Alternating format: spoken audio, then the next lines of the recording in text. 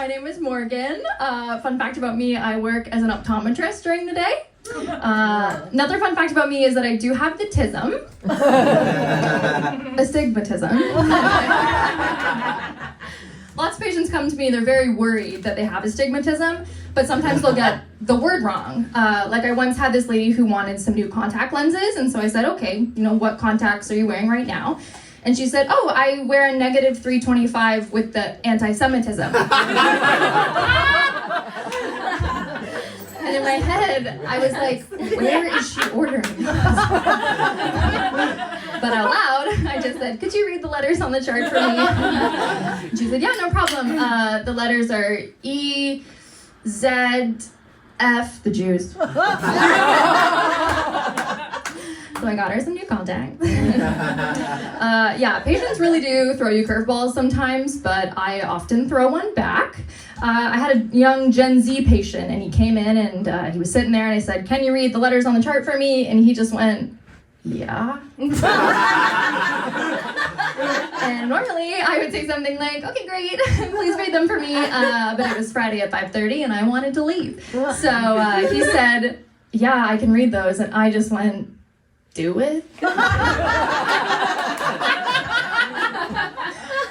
Anybody here single? Woo! Yeah, me too. I'm also bisexual. Yeah. And I'm 30, so that's a trifecta. I don't actually date a lot, mostly because I hate it, but also because I have this really bad tendency of embarrassing myself. One of the last first dates that I went on, I matched with this girl on Bumble, but we didn't talk too much on the app beforehand, which I personally prefer because if you talk to me too much, I will fall out of love with you. And she picked me up in her car and she drove me downtown. We were gonna go see this concert, but we couldn't find parking anywhere.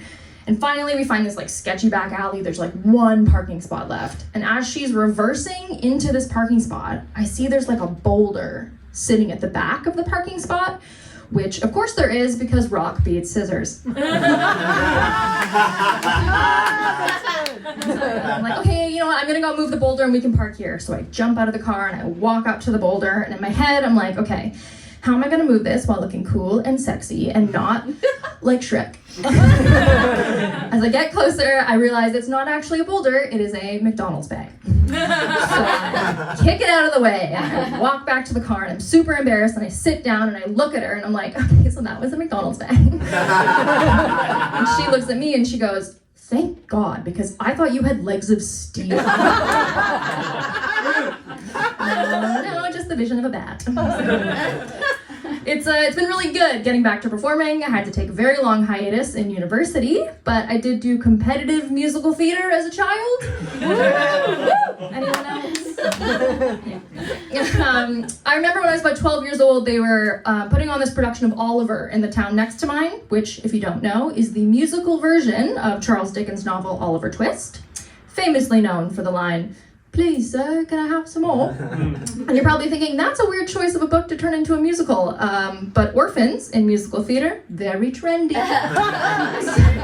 So I went and I auditioned, and I even got a call back, which was great. But then I got cut. And they told my mom it was because I looked too womanly. A very nice way to say that my boobs were too big to play a starving orphan boy. And at the time it was really confusing because I wanted the role, but I had also been praying to God for boobs for so long. Just in my room, please. So it was a real catch-22, or catch-32B. Okay, thank you so much, I really